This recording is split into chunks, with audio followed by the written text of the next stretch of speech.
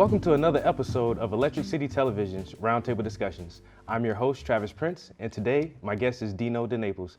Hey, Dino, how's it going? Hey, Travis, how you making out? Pretty good, man, pretty good. Happy for you to come back to the studio again. It's been a while since we talked. Glad to be here. So, for people who aren't aware of you, introduce yourself to the audience and tell us a little bit about yourself and the kind of work you do. Travis, I do a lot of photography. In addition, I have a background in sculpture. On top of that, I'm a painter. So I kind of, at times, meld all those together and sometimes just isolate one at a time and work on them. But I think, they all make up who I am. Yeah.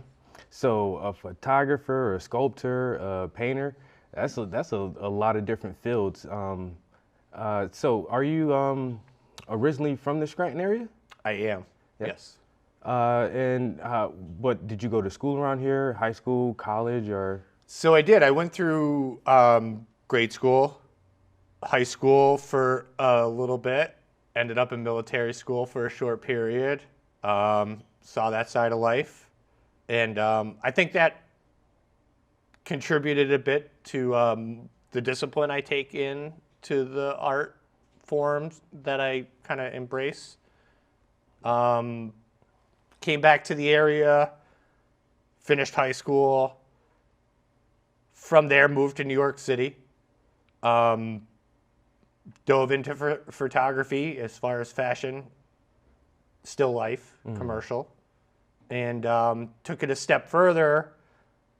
In my brain always wanted to kind of dive into the fine art world and figured out that side of,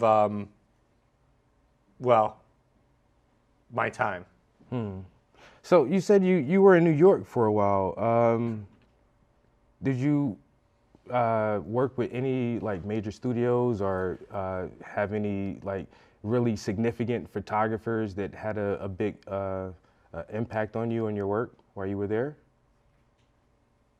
I did. I had kind of all of that happen. New York's a magical place. I don't know how else to put it. And I think that if you have the drive, people are receptive. And I found that in many cases in the city. Inspiration and where we find it, who could say why we're interested in what we're interested in, and one inspires one over the other. We're human.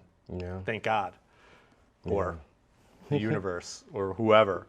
But inspiration and inspirational people I found in New York, and I did have the opportunity to work with extraordinary people, from fashion to still life, from in photography, from industrial designers that solved sculptors' problems. That side of the world I really enjoyed, working with machinists. I worked for a company called Product and Design in Brooklyn. They're still on the map. Wow. They're based in Oakland as well, in California. And those experiences of being around heavy equipment and, my background, I was born in a junkyard. Oh, yeah. So it sounds a little bizarre to say that, but I literally was raised in the center of this scrapyard. And so heavy equipment and heavy machinery always was around the core of my being. Just that kind of intensity was always there. So taking those, forms that I saw back in, my early days of work, going into New York with the idea I wanted to, dive into fashion photography and studio photography, and then coming out with pieces like we're surrounded with. Yeah. it wasn't a straight path. Yeah, I can see. Yeah. It wasn't that. And the whole time I would, come back and forth from the city to the junkyard and, I don't know, lose myself in the fascination of, objects. Yeah. So going from, like you say, working in the fashion industry with live models, with attitudes and personalities, and coming back to For a 9 to 5. yeah, exactly, and then being in your original element, just around heavy machinery and equipment and scraps and stuff like that, and inanimate objects, and still finding the beauty in that as well. It's like two different life forms almost. Yeah, it was really a symbiotic balance too. Like I couldn't have one without the other. Yeah. Yeah, I just, hence leaving the area and trying to explore and expand my horizons. Finding myself in New York City, fascinated by all the people that were in front of me living their dreams, with no more or less than I had, but drive. Yeah. A lot of opportunity in front of you. You have to seize it. Yeah. And so you were able to pull a lot of stuff from your time in New York, a lot of experiences, and bring that all together into the art you create now. I try every day to do that. I think that the core of who we are should speak through our art. Mm-hmm. And if we have the ability to send messages through any means, I guess just don't make it contrived. Yeah. Just let it be natural. And I think your art will speak for you. Well, being a photographer, and as fast as technology has changed in the last 10 years, 20 years, how have you been able to utilize the newer technologies and software programs to help enhance and embellish your photography? Great question, Travis. It's a double-edged sword, too. That technology that became readily available to, yourself or myself allowed me to do this. Yeah. This was taken with a 4x5 megapixel camera, which is just mind-blowing. Yeah.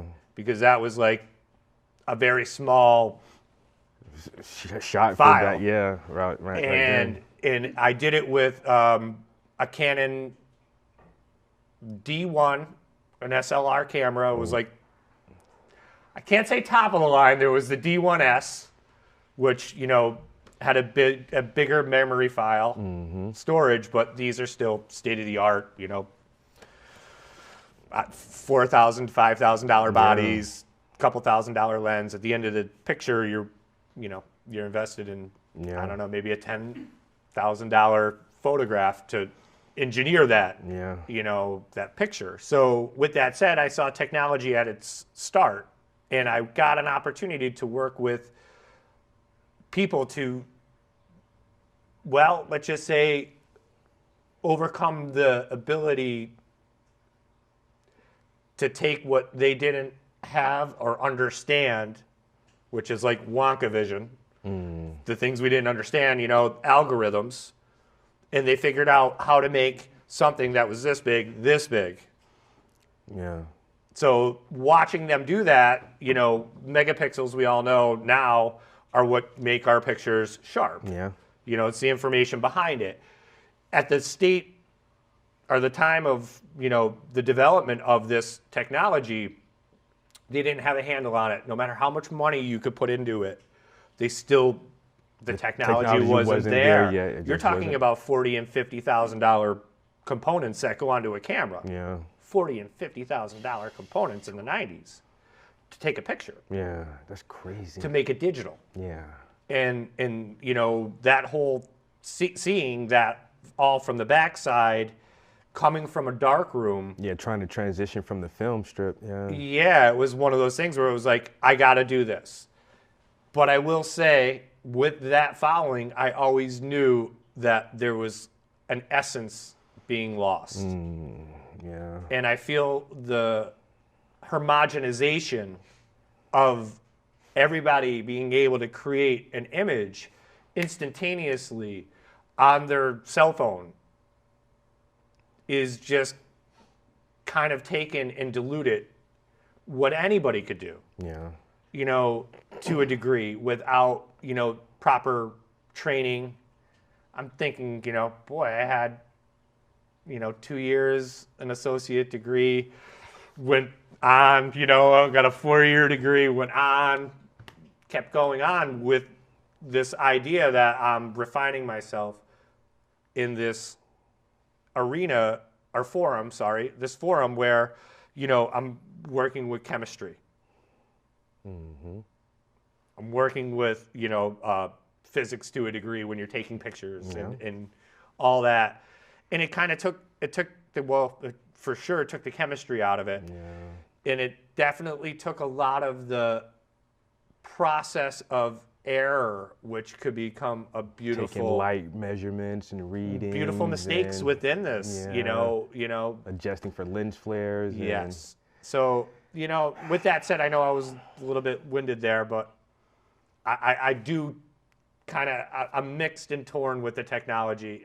If you put me back in a dark room, I'd be pleased. Yeah, I absolutely get it, and that's a question I try to ask any artist who uses any medium is how does the technology affect your work, especially if you're a more classically trained artist in whatever field. If you're a classically trained photographer and 35 millimeter film in darkrooms and like you say, does it enhance the process or the final product by having it digital and just having everybody being able to click and flash and say, oh, I took a picture, and not understanding ISO or shutter speed or anything like that, And my field is it's the digital tablets now, and I scroll through social media and you see an image and it's like, oh, that's a digital painting and not an actual brush and paint on canvas. And does that subtract from the creativity?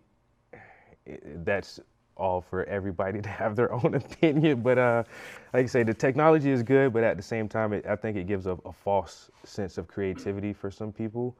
I love that you brought the tablet into the conversation because I'm a classically trained artist with an old tablet with the pencil drafting. And I dove into information. I wanted to know everything. And when you get into the idea of just hearing the word classically trained, it starts with a square for me and measurement and the diagonal of the square. What's nice about photography in classical training is it's in a rectangle and it's a ratio. Okay. And ratios fall in rectangles. So photography became my pad. I like that. It became my fast means of drawing my shapes and objects out. In a classical forum in my brain, formatting these was all composition and all math through composition and ratio. Okay.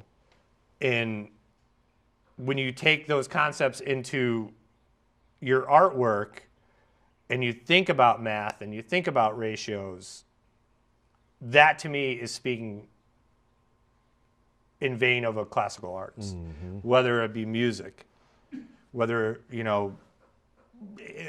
drawing, drafting, sculpting, the reality of taking it back to the basics of how you come up with your object or your process or your piece or your, there's a million ways to think about what we call this. There's a million ways to think about it. Yeah. And to me, I try to think about it as therapy more than anything. Not this object I'm creating to sell to you. It was a moment of my time where I cleared my mind of everything around me and gave this subject my undivided attention. So it's more of the process. It's a process.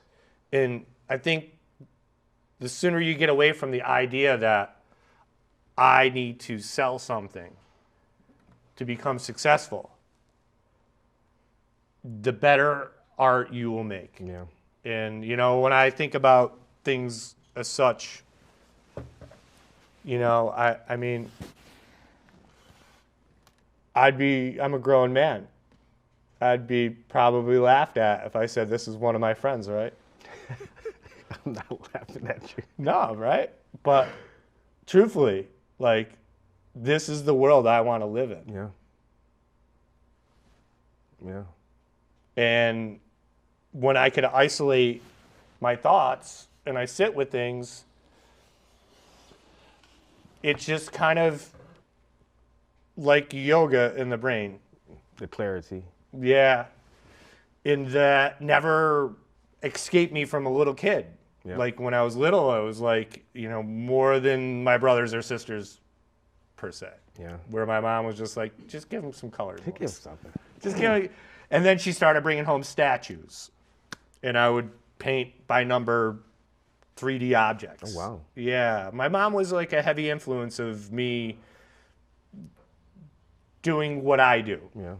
And noticing that I didn't do what others did with my own free time. Yeah. As a kid when they would try to shape you. I just didn't. But that's what I always say too. I say it over and over and over. Like, all kids are artists. All children are artists. And somehow we lose it a little bit. Art becomes less interesting or less fun to draw and color and to mark and paint. And then for the ones of us who never lose it, here we are now, you know, and it sticks with us our whole life. Travis, you hit it on the head there. I think the ego gets in the way. Pablo Picasso said, I spent, you know, countless years trying to figure out how to paint like, you know, Peter Paul Rubin. It took me a lifetime to figure out how to paint like a child. You know, countless years in a lifetime, that's countless years, 10 years, right? Yeah. Countless years. It's a long time mastering something. A lifetime to unlearn that. To revert it all the way back to the natural source. Goes to, you know, that old saying, sounds cliche, but you got to know the rules to break the rules. That's true. And I firmly believe, going back to, you know, my passion to composition and geometry, you know, once again, the classical arts, who many scoff at. I appreciate their artwork, you know, the ones that are out there and, you know, we're all in the same field, nothing but respect for whoever. You know, art is subjective. Let's never forget that. Yep. Art is subjective, and we shouldn't be passing judgment upon each other based upon a subjective thing. I don't know. You know? So with that said, the reality of taking art and bringing it out of you at the age of, how old are you, Travis? I'm 40. You're 40. I'm 45. So I have children. My oldest is 19. Oh, wow. It's almost half my life. Yeah. Right? So for me to, you know, take this into consideration and show him this and say this, you know, is a refinement of my thoughts, and have him, you know, look at me and say my dad's not a hippie. Yeah.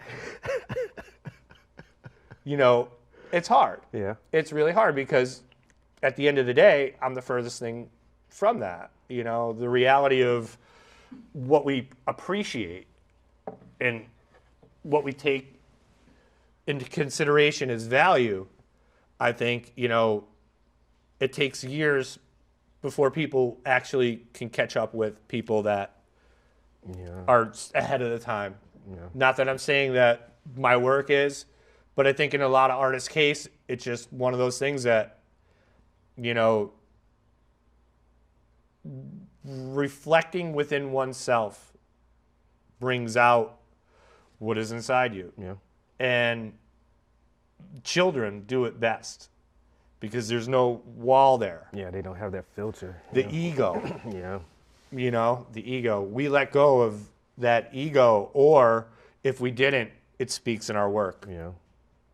And there's that, It's always about trying to encapsulate those abstract thoughts, and when the artist is able to visualize the abstract, like you say, it may take the viewer a little while to catch up to the artist, because he's outside of the box. He's on a different wavelength, but if you put it out there, people will catch it. Every artist I look at that I admire, it seems as though most of them were just on the verge of not making it. Let's just say that. And when you put into your brain, what does that mean, not making it? Like, is it like a self kind of feeling, not making it? Is it financial? What is it that, because typically if you can't financially make it, well, you feel like you're not successful. Yeah, there's that whole, downward spiral that comes with the attachment to money for what you do. Yeah. And that's a sad thing. Yeah. It is. And I don't think that art should be leaned on that way. Once again, go back to therapy. This is therapy for me. Exactly. And the pressure people put on their career per se as an artist, I may have done that as well, not having taken the paths I have. I'm a father of 4.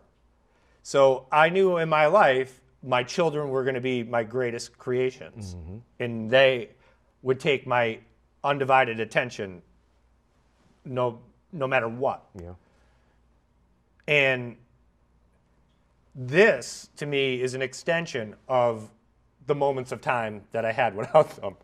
And that clarity of, like, I could think for myself and bring it to perspective. Definitely, like you say, it's having that passion for any type of art is not equal, but certainly similar to having children. It takes a lot of love, time, passion, consideration, and self-reflection to be able to put yourself in the spot to be a creative, Let's look at some of the stuff you have for us and try to break down some of these. Yeah. So this large piece right here, I remember this one from a while ago, but this is, it always catches me with the light, the source of your light.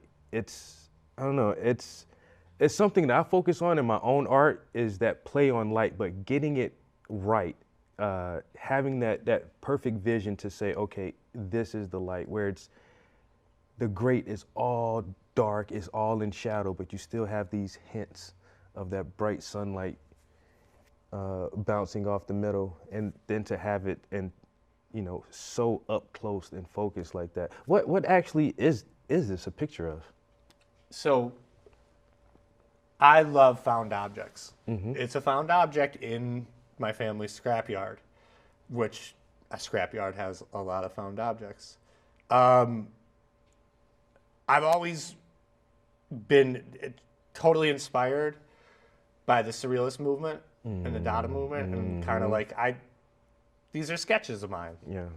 Once again, I'm sketching everything I can at once with a camera, which is amazing. It's really fast because what would this take to be a painting? And the reality of light, capturing that light like that, like seeing it, composing it, embracing the reality that light is our source of positive energy. I love seeing it right as, it's met with dark. And I think that, let's just say the energy within your piece, there's light and shadow. It's all we have to play on this world we see in 2D. Yeah, and the light and shadow makes it 3D. We see in 2D. And that's the other end of what I dove into is just the laws of the eye. And, so a lot of my work sometimes has a play either on, light and shadow or complementary colors. Once again, you know the rules, you break the rules. Yeah. You work with them and in a way that inspires you. Yeah. Like, when you bring your paintings to life, how many times have you put a painting together and it didn't come to life until that catch light hit the eye? I swear, it's like right? Like that little dot right hits at that the end. Because you're a portrait artist, Yeah. and I shoot a lot of portraits, and I know about catch light in the eye, and I know that magic, that it just and it's one dot, and that's all it takes. one dot, and it's like It goes bang. from This eye is following me nothing, now. yeah, to a whole living thing, right? From just one little speck. It's magic. Yeah. It is. It's for lack of better words. Yeah. And I still get excited about moments of seeing light where I'm like almost crashing my car and pulling over. Like taking iPhone pictures and I'm like, what am I doing? I'm like, I'm on the side of the highway and I'm like, no, I gotta see this. But is the beautiful. light is so nice, right? Yeah, and it's I don't know why humans we appreciate it or we don't, but I do. I got captivated as a kid and never lost that like passion to appreciate it. Yeah. And show people it. The way I see it. Yeah, exactly. See it through my eyes. Yeah, I mean, this is another piece where like I take and transform, objects. Let's put that up on the easel. Yep.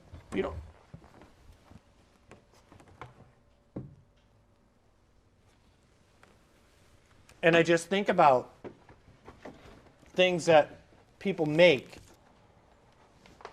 I love working with other artists' work as well because, I see the passion they put into their work. I work with this marionette. I think I showed you this gentleman as well. And that's another marionette? Yep, and I'm going to bring this guy up into frame for a second. And they're lovely. They look like hand carved almost. No, they're hand carved. Yeah. Yep. And the reality of the person who created them was almost a Geppetto kind of passion for doing what they did. And it's one of those things where who am I to say if this is less or more of my work or I don't, once again, art is subjective. So the reality of trying to bring to life objects for people and make them speak through light or the absence of light is really a fulfilling challenge as well. And with these pieces here, they have this very, very dark backdrop. Where did you photograph these at? Right in the studio where he was making them, and I travel with my own backdrops at the time and my own lighting. So you were in the artist studio, his studio, Yes. and photographing his work. Yes. Oh, that's pretty cool, man. Yeah, 90% of my work is on the move. Yeah. Yeah, it's never the confinements of walls to me don't apply. I get it. I'm not. I to be honest with you, walls make me nervous. Yeah. I'd rather be in motion. Yeah. And like you say, just being able to highlight the creative exploits of another artist in your work and giving them that recognition at the same time producing a beautiful work of art in itself. Like that's amazing. It's that extra layer to it that I always find interesting. I grew up in Philly, all the street art, graffiti and murals, and I'm not a really big graffiti artist, not good at it, but I like to photograph people in front of graffiti and so that artist has his artwork in something that I'm trying to create too, and kind of like play with their colors and what they did, And so I really appreciate how you did these marionettes. What else we have? So we've seen this. What is this piece? Am I holding this correctly? You could tip it upside down is usually how, there. That's usually how I work with it. This is one of the first pieces I actually took. This is on Well, I have to say, this is like probably one of the first pieces I took that told me I'm going to take more pictures like this. It was like a windshield in a 1920s car, antique, and I just was fascinated. I think how it represents like the webbing of a spider and almost reflects on the crack in ice. I liked how it leaned towards nature opposed to what it was. And the idea of transforming, you know, once again, go back to surrealism, the idea of transforming an object into another object with the eye and the play on light and composition, I found very interesting. And the lens was, you know, a great vehicle for it. Yeah, like much like Man Ray. I don't know if you're familiar with Man Ray, but I've heard his name. He's a famous photographer from the 90s, or well, Man Ray was earliest forms of photography. He kind of like in the darkroom came up with his own, let's just say, perfect accidents. We'll go back to that, you know, where techniques came out of chemistry. In chemistry, we all know the process is kind of it's chemistry. There's a little bit of this, a little bit of that, and just a little bit different each time. So yeah, I loved Man Ray. Man Ray was a huge influence for me as a photographer, sculptor, artist as well. He had a variation of facets and interests, and he kind of gave me the idea that I don't have to conform to one. put yourself in that box. I could build, I could draw, I could paint. I could take pictures. You know, why conform to one thing? Exactly. And the one last thing I have to say about your art is I do see a lot of interpretation of nature. Like you said, this very, very much resembles a naturally formed spider web. And the larger piece with the iron grates kind of resembles like a honeycomb or a wasp nest or something, you know, and it's the rust itself is organic. It's natural oxidation, you know, and it's this natural organic feeling and quality that you bring to these inanimate, non-living materials, and it's fascinating, and I love your eye, dude. Just the way you see things. Thank you. I love it. Thank you. Yeah, I think that finding beauty within things that are, well, just easily passed up and a very, let's just say, throwaway culture. Yeah. A very consumer-based reality we live in. I think that, you know, looking back upon what was once that isn't so, you know, luxurious to us now, these objects, I think we probably should be rethinking in an environmental way, because I hate to kick it, but, you know, that can is a problem. Yeah. You know, we're surrounding, and that's, I think to a degree, I kind of took that wholesome idea of this is still beautiful, and how do we recycle it And bring it back. and bring it back, because that's really the next idea is like, okay, so you have this picture, you have this thing, you know, it's in a junkyard. How we could progress as a culture, and I think make less of this. Less waste, more Less art. waste, more art. I think that would be, you know, the perfect storm for what I'm up to. Yeah. Is, you know, the concept of, you know, trying to make beauty out of what isn't beautiful. And how do we figure that out as a culture, a race? We're always going to be troubled with it. Yeah. Well, I really appreciate you coming and sharing your art and having this great conversation with me. Thank you. This has been another episode of ECTV's Roundtable Discussions. I'm your host, Travis Prince, and today my guest was Dino De Naples. Thanks for watching. I'll see you guys next time. Travis, thank you for having me.